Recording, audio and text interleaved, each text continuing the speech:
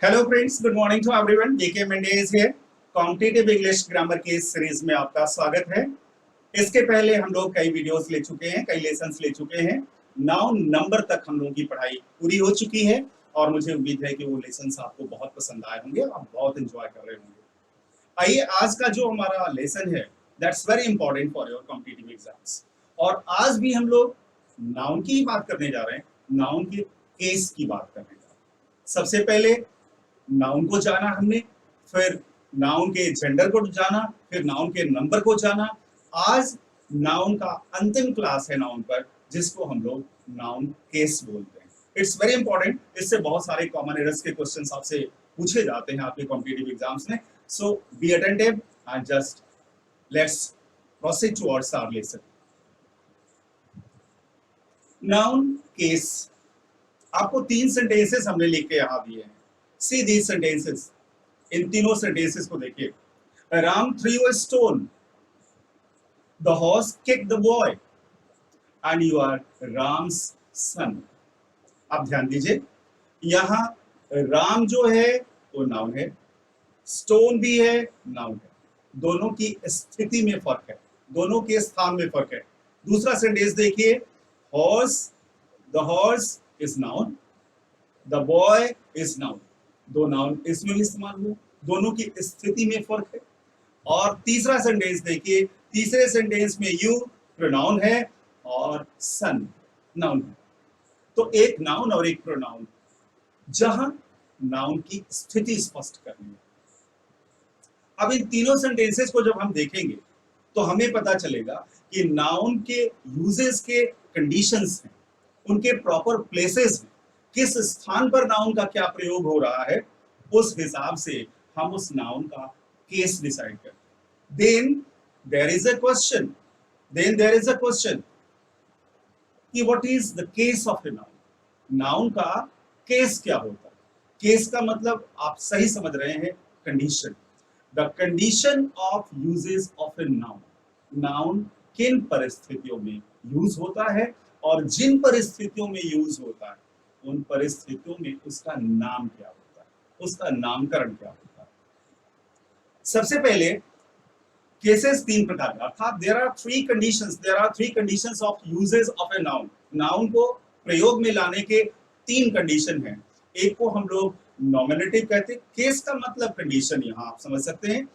सबसे पहले नॉमिनेटिव को हम लोग सब्जेक्टिव भी कहते हैं, सब्जेक्टिव केस।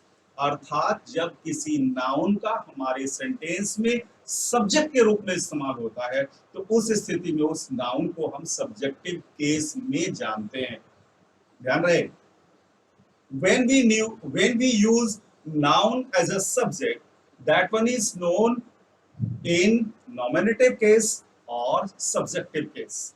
उसको नॉमिनेटिव भी बोलते हैं, उसको सब्जेक्टिव भी बोलते हैं। और जब किसी नाउन का प्रयोग हम लोग ऑब्जेक्ट के रूप में करते हैं तो उसको हम ऑब्जेक्टिव केस में जानते हैं, या उसको एक्विजेटिव केस भी उसको कहते हैं। और जब किसी नाउन को पजेसिव केस में इस्तेमाल करते हैं, अर्थात पोजीशन दिखाने के लिए, स्वामित्व दिखाने के लिए, अधिकार दिखाने के लिए किसी नाउन का अगर हम लोग प्रयोग करते हैं तो उसको हम पजेसिव केस बोलते हैं या उसको जेनेटिव केस बोलते हैं। तो there are three cases. The first nominative as a subject, second objective as an object, and the third possessive as to show the position. Position का मतलब होता है स्वामित्व दिखाना। अब इन 3 सेंटेंसेस में यहां राम जो है वो सब्जेक्ट है, सब्जेक्टिव केस में। ये स्टोन जो है वो ऑब्जेक्टिव केस में। द हॉर्स जो है वो सब्जेक्टिव केस है। द बॉय जो है वो ऑब्जेक्टिव केस है, ऑब्जेक्ट के रूप में इस्तेमाल हुआ है। यहां यू प्रोनाउन जो है, यहां यू प्रोनाउन जो है वो एज ए सब्जेक्ट इस्तेमाल हुआ है और यहाँ सन एज एन ऑब्जेक्ट नहीं यूज। उसको हम लोग बाद में सीखेंगे, क्योंकि ऑब्जेक्ट की संभावना तभी बनती है हमारे सेंटेंस में जब एक्शन होता है। आइए, अब हम आगे बढ़ते हैं, ये तीनों केसेस आपको समझ में आ गए होंगे। To conclude there are three cases of noun means there are three conditions, there are three ways to use noun in our sentences separately. आप ये चीज आप समझ गए। अब अगर किसी सेंटेंस में हमें नॉमिनेटिव केस में से, नॉमिनेटिव केस में नाउन को पहचानना है कि हम नाउन कैसे पहचाने कि वो सब्जेक्टिव केस में, तो सब्जेक्टिव केस की पहचान वर्ब से हु या विच पूछने से हो जाती है। जैसे पहले सेंटेंस में Ram through a stone, who through a stone, Ram through a stone, तो राम सब्जेक्टिव केस है। अर्थात हु और विच से अगर हम क्वेश्चन पूछते हैं वर्ब से, जो जवाब मिलता है that one goes to be proved as noun और subjective case। Objective case, object की पहचान जो होती है वो what और whom से होती है। what और whom, जैसे पहले सेंटेंस में राम थ्रू ए स्टोन, तो क्या फेंका राम ने? स्टोन फेंका, तो स्टोन जो है वो ऑब्जेक्ट है। क्या और किसे, जैसे एक सेंटेंस में यहां लिख रहा हूं, एक सेंटेंस में यहां लिख रहा हूं कि she gave me a book, she gave me a book, तो इसमें दो ऑब्जेक्ट है, मी भी है और ऑब्जेक्ट अ बुक भी है। शी क्या है? सब्जेक्ट है, ये सब्जेक्ट है, गेव है, वर्ब है, और मी भी ऑब्जेक्ट है, अ बुक भी ऑब्जेक्ट। अब इन दोनों प्रश्नों से इसकी हम जांच करते हैं। जैसे who gave me a book, तो शी गेव, तो शी इज द सब्जेक्ट। और उसने मुझे क्या दिया? What did she give me? तो she give me a book, उसने मुझे बुक दिया। और whom did she give a book? तो मी। whom का जवाब यहाँ मी है और what का जवाब यहाँ बुक है। तो what और whom दोनों का जवाब जो होता है वो ऑब्जेक्ट होता है। Is it clear? अब ये तो सेंटेंस हमने ऐसा लिखा था जिसमें दो ऑब्जेक्ट है। कभी कभी अक्सर एक सब्जेक्ट एक ऑब्जेक्ट वाला भी सेंटेंस होता है, कभी कभी दो ऑब्जेक्ट वाला भी सेंटेंस होता है, कभी कभी तीन ऑब्जेक्ट का भी सेंटेंस हो सकता है। No problem, that is not a matter. लेकिन ऑब्जेक्ट को हम सेंटेंस में पहचानते हैं whom और what से, सब्जेक्ट को पहचानते हैं who से और which से। अब पोजीशन समझने के लिए, पोजीशन को जानने के लिए कि नाउन कब पॉजिटिव केस में होता है, तो जब नाउन किसी चीज पर अपना अधिकार जताता है तो उसको हम लोग पॉजिटिव केस बनते हैं। Ram's book, my brothers house, तो ब्रदर्स, राम्स जो हम लोग यूज करते हैं एपोस्ट्रोफी एस से पोजीशन दिखाने के लिए, that one is known as positive case. आइए इस लेसन को थोड़ा सा हम लोग आगे बढ़ाते हैं। यहां तक क्लियर हो गया होगा? अब कंपेयर, ये दो सेंटेंसेस नीचे दिए गए हैं, इनको हमें कंपेयर करना है। थोड़ा सा ऑब्जेक्ट के बारे में, जैसे डायरेक्ट ऑब्जेक्ट और इनडायरेक्ट ऑब्जेक्ट जो हमने अभी आपको बताया था, उस पर थोड़ा सा मैं आपको क्लियर कर दूं। Compare Ram gave a ball, Ram ने एक बॉल दिया। राम गेव हरी ए बॉल, ध्यान दीजिए यहां दो सेंटेंसेस हमने लिखे हैं। Ram gave a ball, Ram gave Hari A ball. Ram ने एक बॉल दिया और राम ने हरी को एक बॉल दिया। इन दोनों सेंटेंसेस में अ बॉल जो है वो डायरेक्ट ऑब्जेक्ट है। ये बॉल जो है वो डायरेक्ट ऑब्जेक्ट है। क्यों? क्योंकि क्या का ये जवाब है और वर्ब का सीधा टारगेट है। जो शब्द हमारे सेंटेंस में हमारे मेन वर्ब का सीधा टारगेट होता है वो डायरेक्ट ऑब्जेक्ट होता है। और डायरेक्ट ऑब्जेक्ट को हम लोग ऑर्डिनरी ऑब्जेक्ट भी कहते हैं, ये चीज भी आप ध्यान रखेंगे। डायरेक्ट ऑब्जेक्ट को हम लोग ऑर्डिनरी ऑब्जेक्ट भी कहते हैं और डायरेक्ट ऑब्जेक्ट भी कहते हैं। तो बॉल जो है वो डायरेक्ट ऑब्जेक्ट है और इनडायरेक्ट ऑब्जेक्ट है हरी।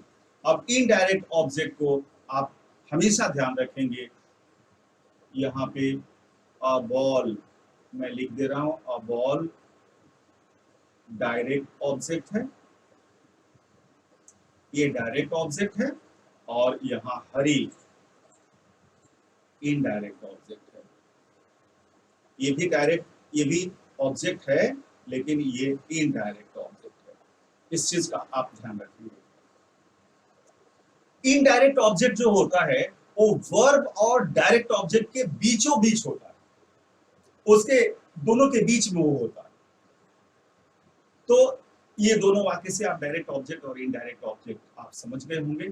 अब सीधा sentences given below. This is Ram's umbrella, यह राम का छाता है। अब यहाँ राम्स जो है मेरे भाई ये पजेसिव केस में है। राम नाउन है, प्रॉपर नाउन है, और इस प्रॉपर नाउन का प्रयोग हम पजेसिव केस में कर रहे हैं जब राम किसी चीज पर अपना स्वामित्व दिखा रहा है, अपना अधिकार दिखा रहा है। ये राम का अम्ब्रेला है।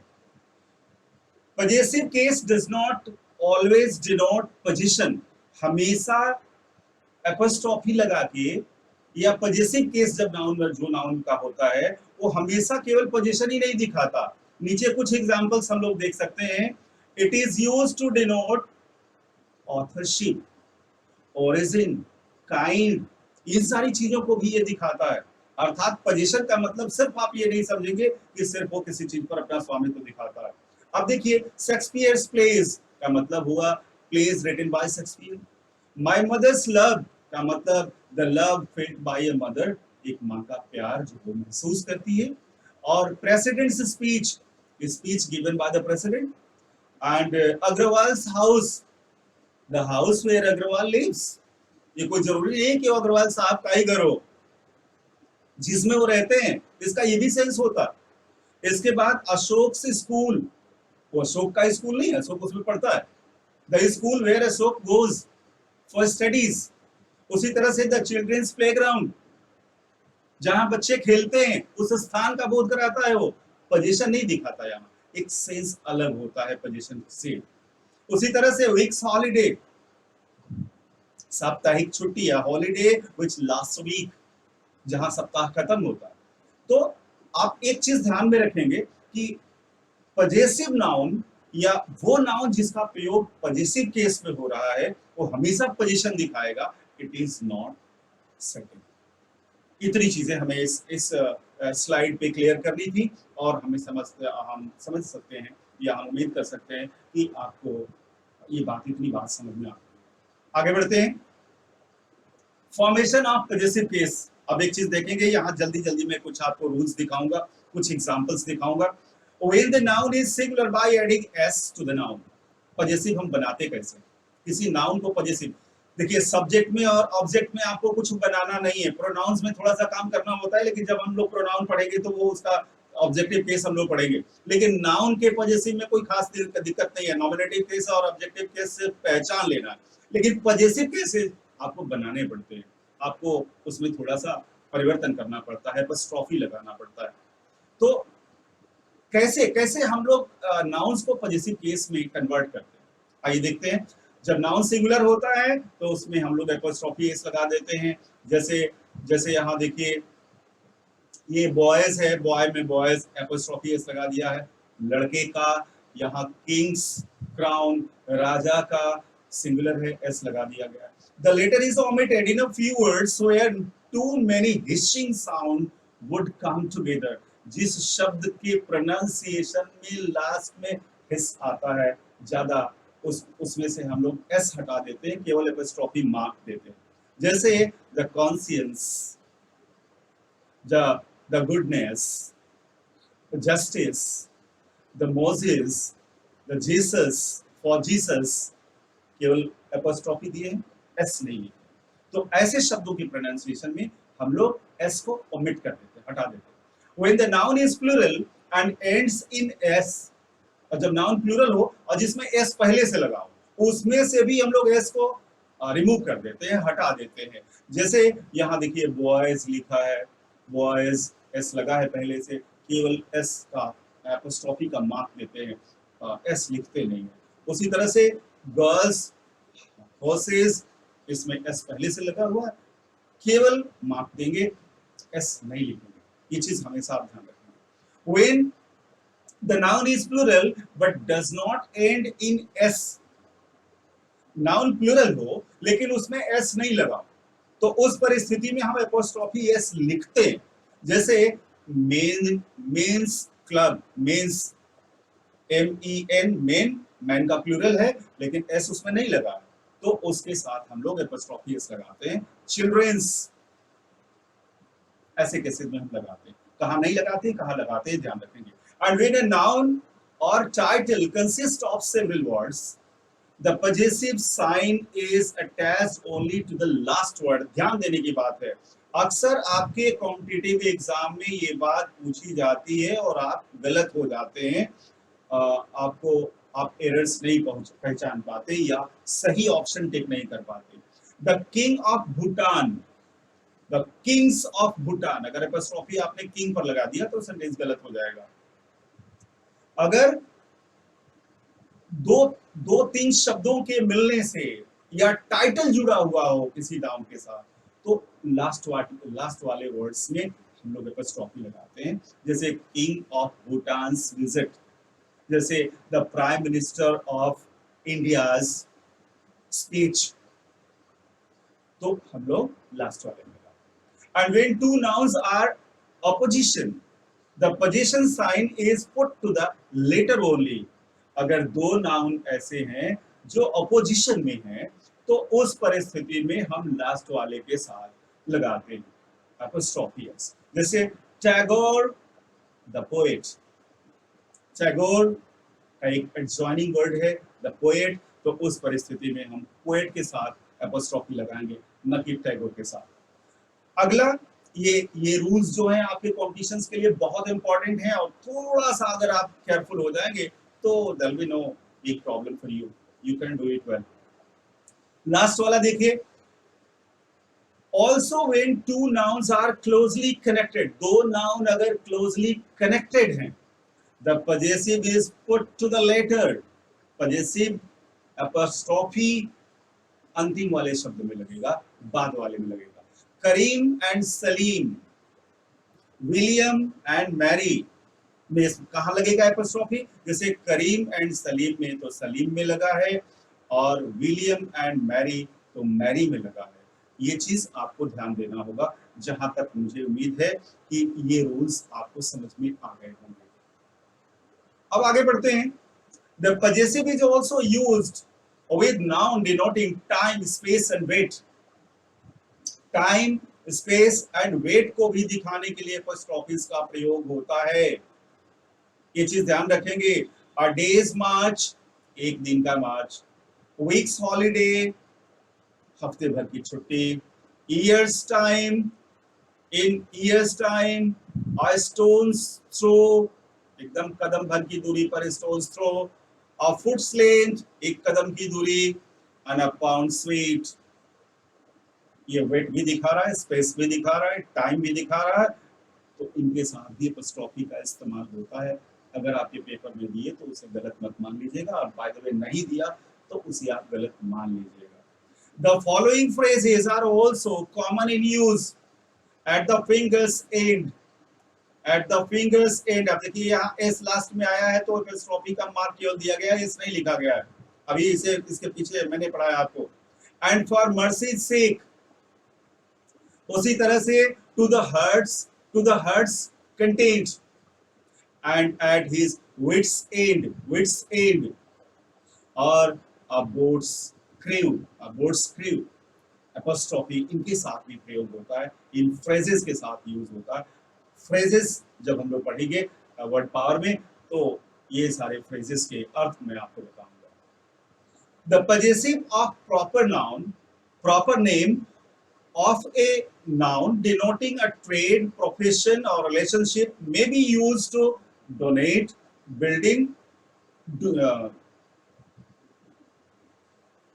इस नियम को फिर से एक बार हम लोग देखते हैं। The possessive of a proper name or of a noun denoting a trade, profession or relationship may be used to denote a building or place of business, जैसे church, house, school, college, shop, hospital, और इस तरह के और भी business places हो सकते हैं। She has gone to bakers, खाली इतना कहा कि वो चुप हो गई, या उसके बारे में इतना कहा गया कि she has gone to the bakers, अर्थात बेकर्स शॉप गई है वो, बेकर्स शॉप गई है वो। And tonight I am lunching at my uncle's. At my uncle's का मतलब अंकल के घर पर. And can you tell me the way to St. Paul's? क्या सेंट पॉल्स का रास्ता हमें बताएंगे? Saint Paul's is a name of a church or a place it may be. तो केवल एपोस्ट्रोफी से भी हम लोग इस तरह के सेंसेस व्यक्त कर लेते हैं. आई विश कि ये चीजें आपको समझ में आ रही होंगी. थोड़ा सा ग्रामर बोरिंग होता है. बच्चे कहते हैं यारी कितना नियम याद करें. नियम नहीं याद करना बेटा, बस एक बार दो बार इसको देख लेना है, इसको समझ लेना है, पढ़ लेना है, रटना नहीं है, सिर्फ समझना है. आगे बढ़ते हैं. और इसके पहले मैं आपको एक सूचना दे दूं कि अगला वीडियो अब हम लोगों का प्रोनाउन से होने जा रहा है और ये वीडियोस आपके लिए बहुत हेल्पफुल साबित हो रहे होंगे, ऐसी मैं उम्मीद करता हूं. और तब तक के लिए good bye to everyone. Meet you in next video.